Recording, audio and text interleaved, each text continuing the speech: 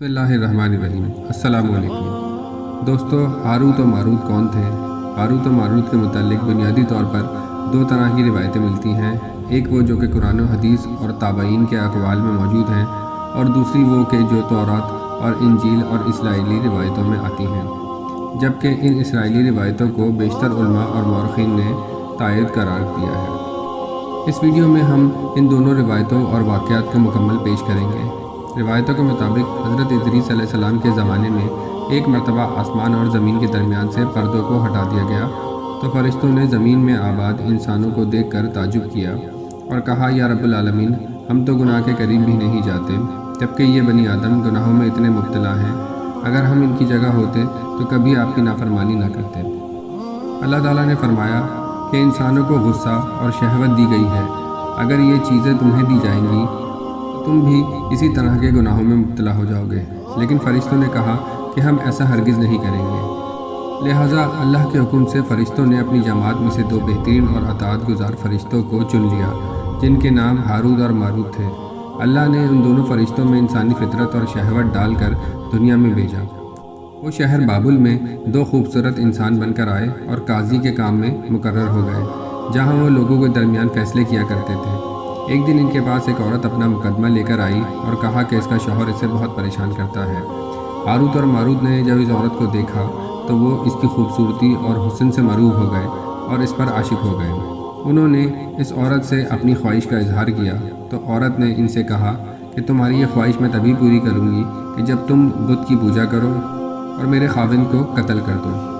Harut اور ماروت نے شراب نوشی کو چھوٹا گناہ سمجھ کر پی لیا اور نشے کی مستی میں دونوں کبیرہ گناہ کر بیٹھے۔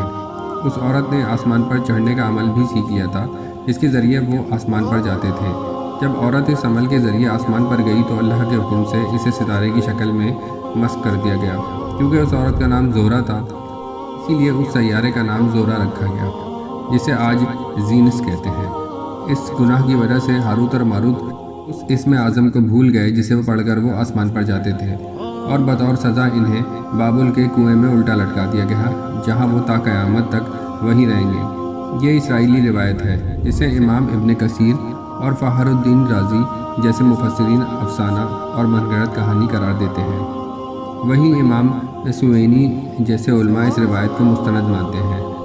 ہاروت اور ماروت کے اس سلسلے میں ایک اور روایت بیان کی گئی ہے، جس کے مطابق ایک زمانے میں شہر بابل روئے زمین پر تہذیب و تمدن کا مرکز تھا۔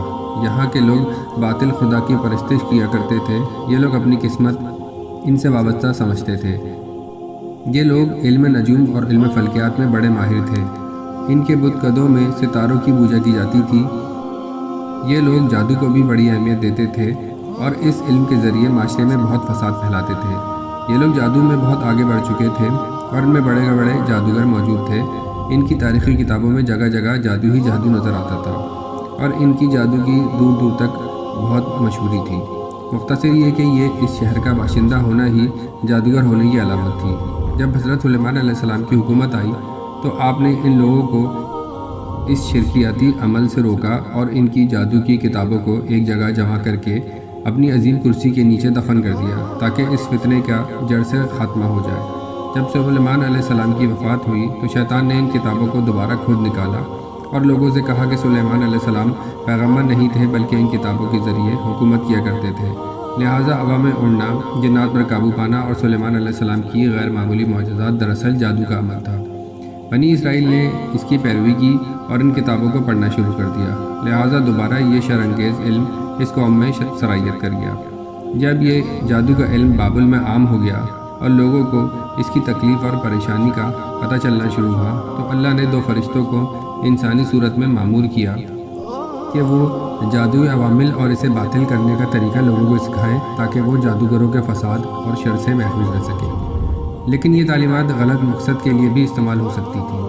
حالانکہ وہ فرشتے لوگوں کو تنبیہ کرتے تھے اور کہتے تھے کہ یہ تمہارے لیے ہی ایک طرح کی آزمائش ہے، لیکن پھر بھی وہ لوگ ایسے کاموں میں پڑ گئے جو انسانوں کے لیے نقصانات کا باعث بنا۔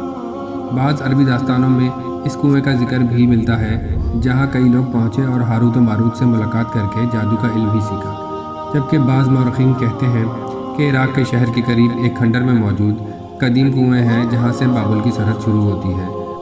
बहरहाल इस वाक़े से ये सबक मिलता है कि जादू एक शिरकिया अमल है और इसका इस्तेमाल फसाद और नुकसानात के लिए ही किया जाता है।